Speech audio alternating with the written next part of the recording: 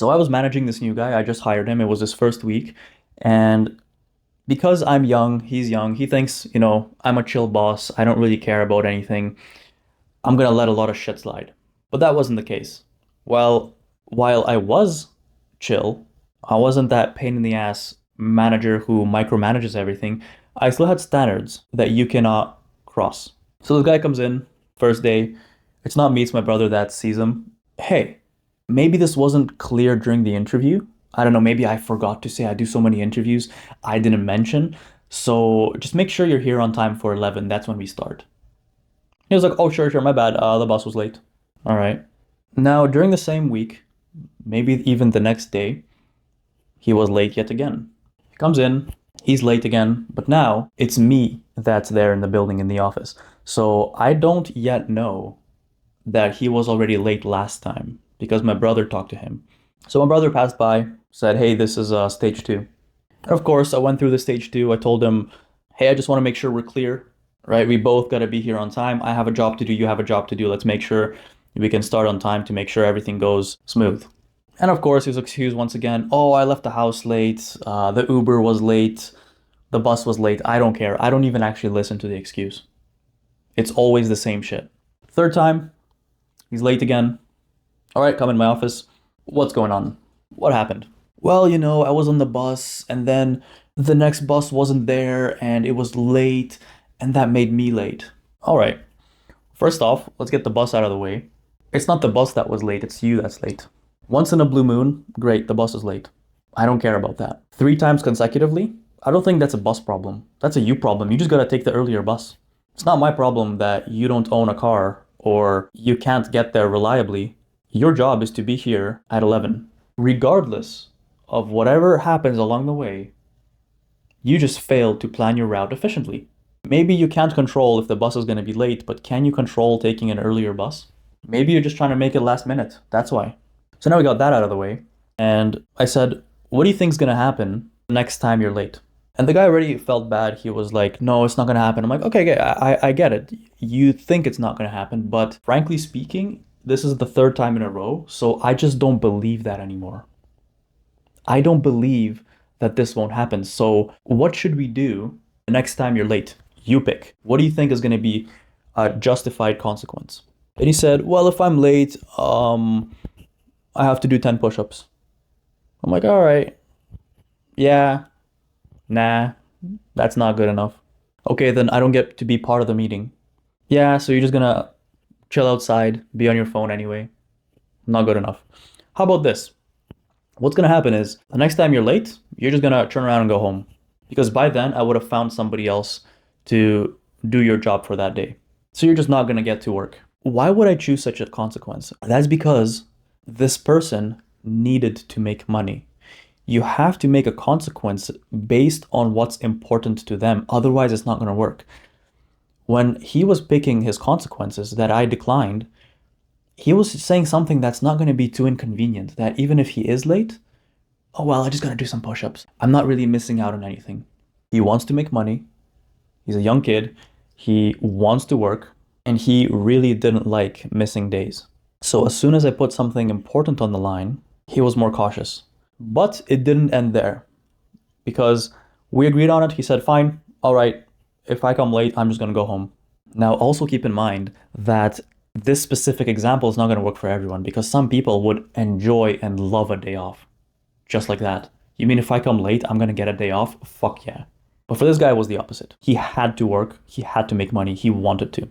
So this guy was scheduled for 10 a.m. Saturday. That was the shift. And he walks in 15, 30 minutes late. Before I could even say anything, he's like, bro, please, please, please. I don't even have to give him a consequence at that point. It's because we already agreed and shook on it.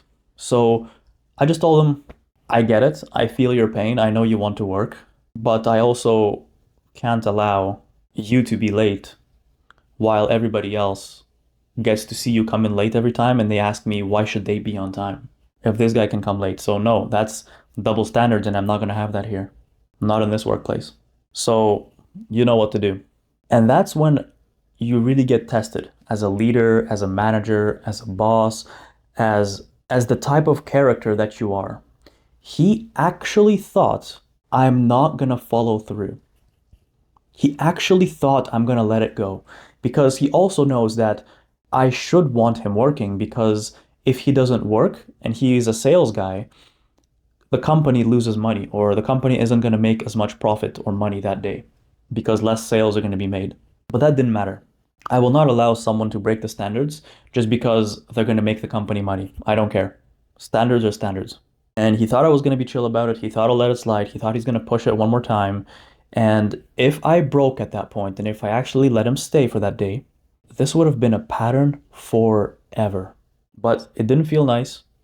He was really begging me to let him stay for the day and that it's never going to happen again. But that's already the fourth time, right? It's time to execute the consequence. So I said, no, it's not happening. You know what to do. So he got extremely pissed off, borderline crying, got up, and stormed out. Was he mad at me? Probably. Did he stay mad for long? No.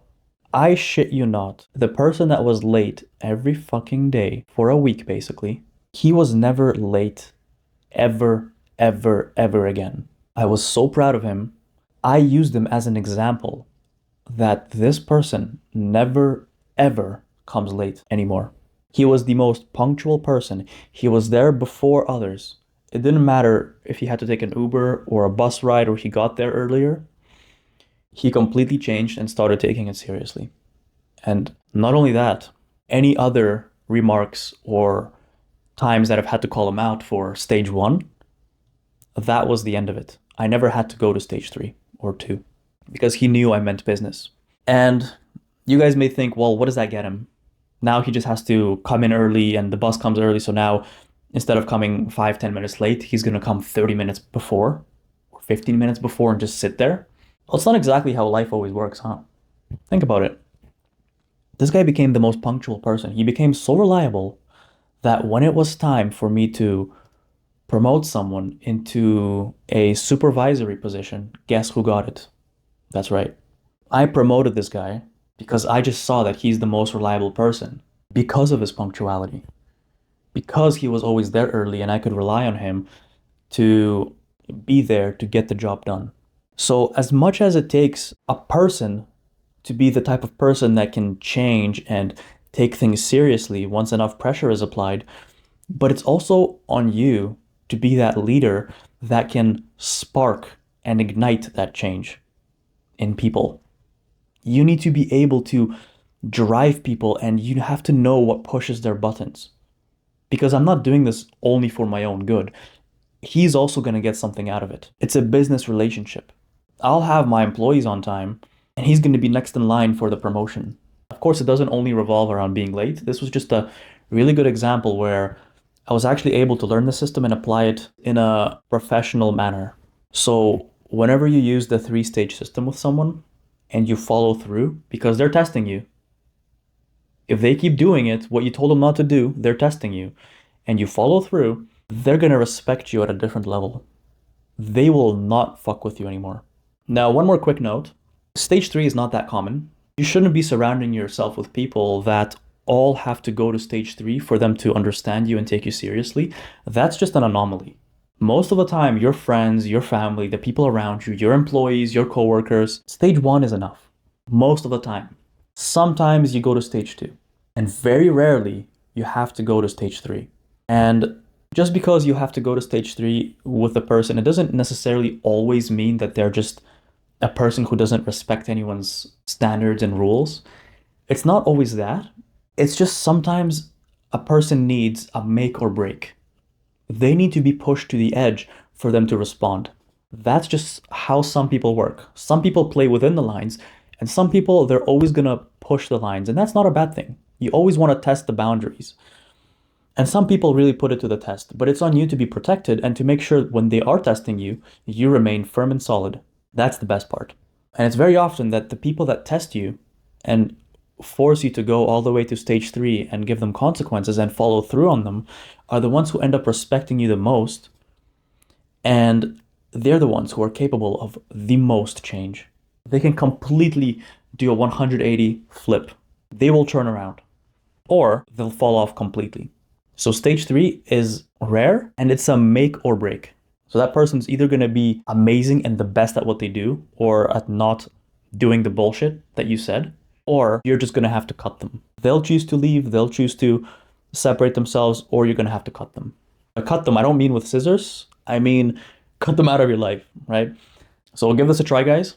It's not going to be perfect on the first time. You won't even know if you're hitting the right level of pressure with each stage. Maybe you think you went too hard on stage 1 and that felt more like a stage 2.